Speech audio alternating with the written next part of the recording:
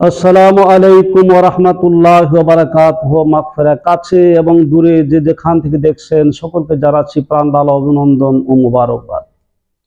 তো আজকে আপনাদের সামনে একটা তথ্যবহুল আলোচনা নিয়ে আসছি, সেটা হচ্ছে আল্লাহ ও নবীর মধ্যে দূরত্ব বা পার্থক্য কতটুকু, আসলে নবী কে। তো এই বিষয়ে আজকে আলোচনা করব।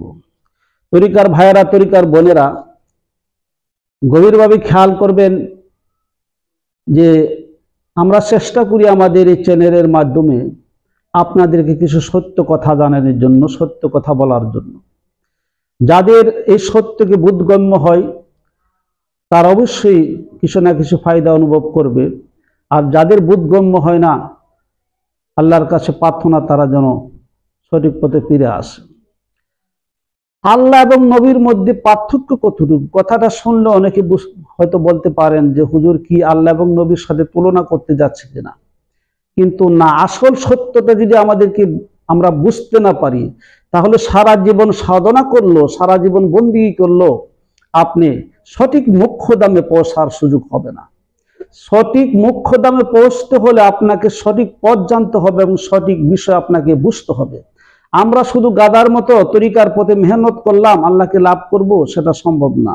যদি 1000 বছরও নামাজ পড়েন, রোজা রাখেন, কিন্তু কাজ হবে না যদি আপনি প্রকৃত পথ আপনি না বুঝেন এবং সত্যের পথ আপনি না পান। এই জন্য আল্লাহ রাব্বুল আলামিন সত্যের পথকে অন্বেষণ করার জন্য, সিরাতুল মুস্তাকিম পথে আমাদেরকে পরিচালিত হওয়ার জন্য নির্দেশ করেছেন। তো আজকে আমি এই বিষয়ে আলোচনা করতে যাচ্ছি। প্রথমে আমি লালনের একটা কথা আপনাদের সামনে বলবো। সেটা হলো, লালনের একটা বাণী রয়েছে, যেই মসজিদ সেই রাসূল, ইহাতে নাই কোনো ভুল, খোদাও সে হয়।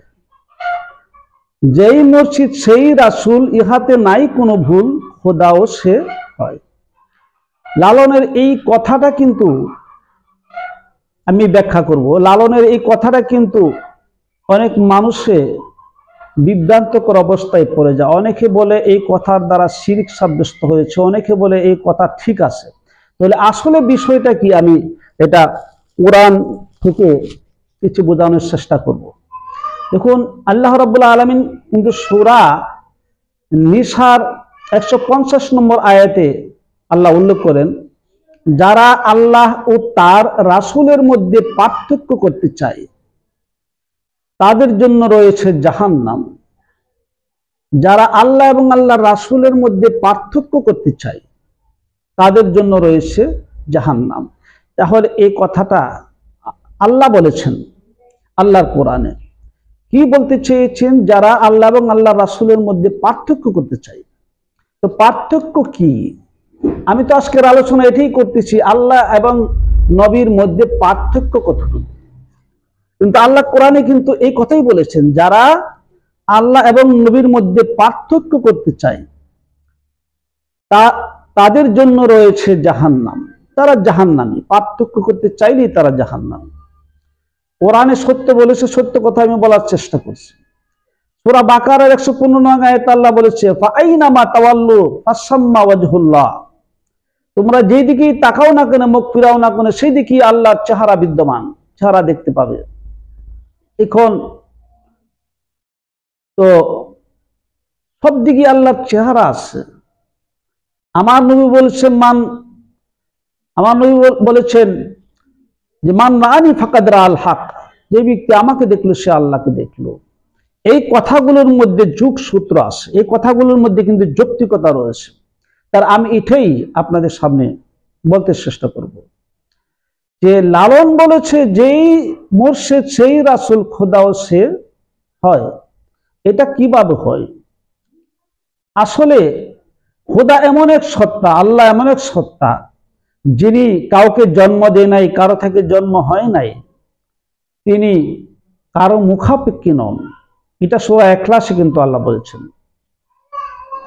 আল্লাহ আল্লাহই, আল্লাহর সাথে কারো তুলনা হয় না।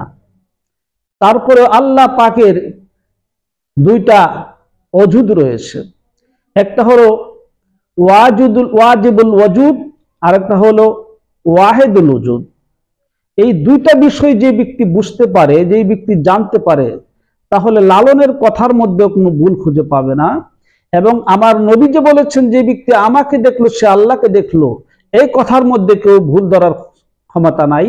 এবং আল্লাহ যে বলেছেন তুমি যেই দিকে তাকাও না কেন আমার চেহারা দেখতে পাবে, এই কথার মধ্যে আর কোনো ভুল অন্বেষণ করার চেষ্টা করবে না। কারণ মানুষের জ্ঞান মেধা বুদ্ধি আল্লাহ রাব্বুল আলামিন দান করেছেন সত্যকে বোঝার জন্য, সত্যকে জানার জন্য। আর এই সত্য জানতে হলে প্রজ্ঞার জ্ঞান লাগে, শুধু জ্ঞানে হয় না, সাথে প্রজ্ঞারও জ্ঞান লাগে। আর প্রজ্ঞা হলো হিকমতের জ্ঞান, যেই জ্ঞান আল্লাহ সকলকে দেয় না, কিছু কিছু আল্লাহর বান্দাকে দান করে, আর এই বান্দারই প্রকৃত সত্যটা বুঝতে পারে। আমরা যদি ইবলিসের কথা চিন্তা করি যে একমাত্র আল্লাহ এই সব, আল্লাহকে কেউ দেখতে পারবে না, আল্লাহ নিরাকার, আল্লাহর সমকক্ষ কেউ নাই, আল্লাহ কারো মতো না, কেউ আল্লাহর মতো না, এইরকম ধারণা যারা করে, তারা যদি ইবলিসের বিষয়টা চিন্তা করে যে ইবলিসের তো জ্ঞান কম ছিল না, ইবলিস তো আল্লাহ সম্পর্কে কম জানতো না। এখন বর্তমান আলেম ওলামারা যারা কোরআন পড়ে হাদিস পড়ে, তারা যতটুকু জানে ইবলিস তো তার চেয়ে বেশি জানতো। পৃথিবীর এমন কোন জায়গা নাই যে ইবলিসের সেজদা যেখানে পড়ে নাই। এত কিছু করার পরও আল্লাহ যখন বললেন যে তুমি আদমকে সেজদা করো, উসজুদু আদামা, কিন্তু ইবলিস বলল যে আমি পারবো না, আমি সেজদা করলে আপনি আল্লাহকে সেজদা করব, মানুষকে সেজদা করব না, আদমকে সেজদা করব না, আমি নূরের, আদম মাটির। এখন এই বিষয়টার উপরে যদি আপনি চিন্তা করেন, এত আমল করার পরে, নামাজ পড়ার পরে, সেজদা করার পরে, তারা পৃথিবীতে সেজদা করার পরে, সমস্ত ফেরেশতাদের সর্দার হওয়ার পরও সে লানত পেল এবং অভিশপ্ত হয়ে গেল, আল্লাহর ক্রোধ তার উপরে বর্ষিত হলো। এটার কারণ কি? এটার যে মেইন কারণ, এটি আল্লাহ বুঝাইতে চাইলেন যে আমার অস্তিত্ব, আমি,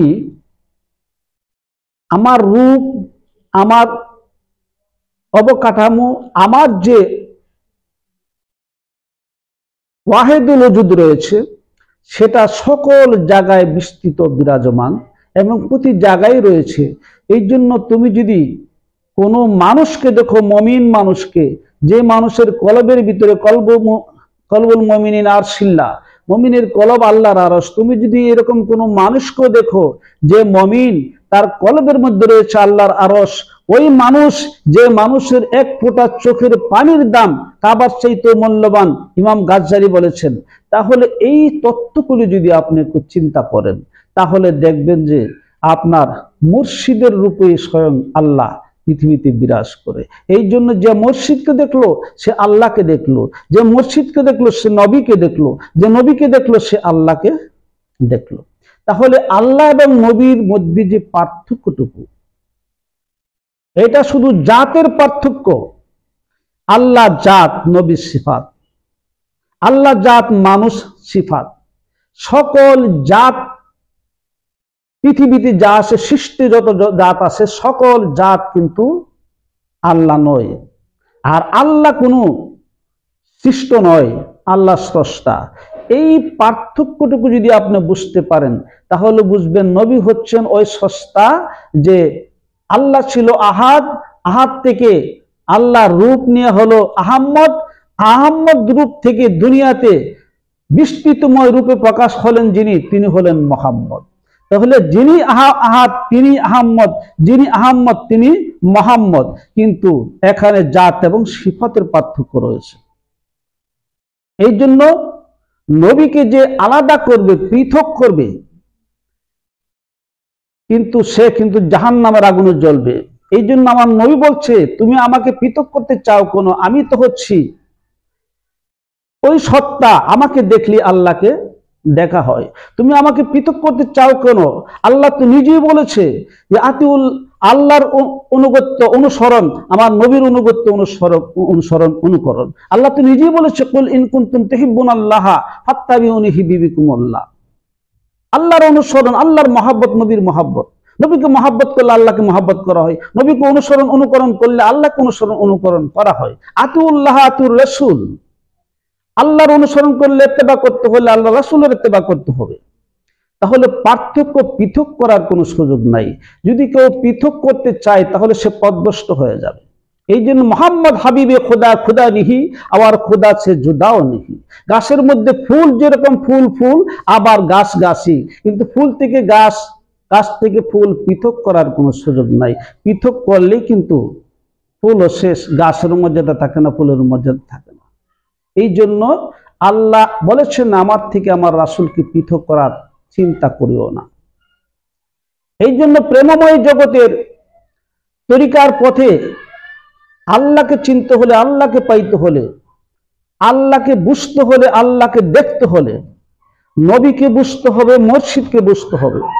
যারা গুরু ধরেছে, গুরুকে বুঝেছে, তারা নবীকে পেয়েছে, নবীকে বুঝেছে। যারা নবীকে বুঝতে পেরেছে তারা আল্লাহকে বুঝেছে, আল্লাহকে দেখেছে। এই জন্যই লালনের সে কথা বলেছেন, যেই মুর্শিদ সেই রাসূল, ইহাতে নেই কোনো ভুল, খোদাও সে হয়। তথ্য যদি আমাদেরকে প্রকৃত প্রজ্ঞার জ্ঞান না নিয়ে আমরা চিন্তা করি তাহলে বোঝা সম্ভব না। এই মতবাদের উপরে সফি সাধকরা কিন্তু তাদের জীবন অতিবাহিত করে, আর তারা আল্লাহকে দেখতে পারে, এরকম বহু প্রমাণও পাওয়া গেছে। এই জন্য যারা এই মতবাদের উপরে নেই, এটাই কিন্তু প্রকৃত তাওহীদ। আর যারা তাওহীদের নাম দিয়ে এই মতবাদকে অবজ্ঞা করে, তারা নিরাকার আল্লাহকে নিয়ে চিন্তা করে, আল্লাহ নিরাকার এটাও সত্য, কিন্তু এই নিরাকারে যদি কেউ সেজদা করার চেষ্টা করে, নিরাকারে যদি কেউ আল্লাহকে খোঁজার চেষ্টা করে, তা আল্লাহকে সে দেখতেই পারবে না, আল্লাহর সঙ্গে তার সংযোগ স্থাপন হওয়া সম্ভব নয়। এই জন্য সত্য বোঝার ক্ষমতা যেন আল্লাহ সকলকে দান করে। ওয়া আখিরি দাওয়ানা আলহামদুলিল্লাহি রাব্বিল আলামিন ওয়াসসালাতু ওয়াসসালামু আলা রাসূলিহিল কারীম।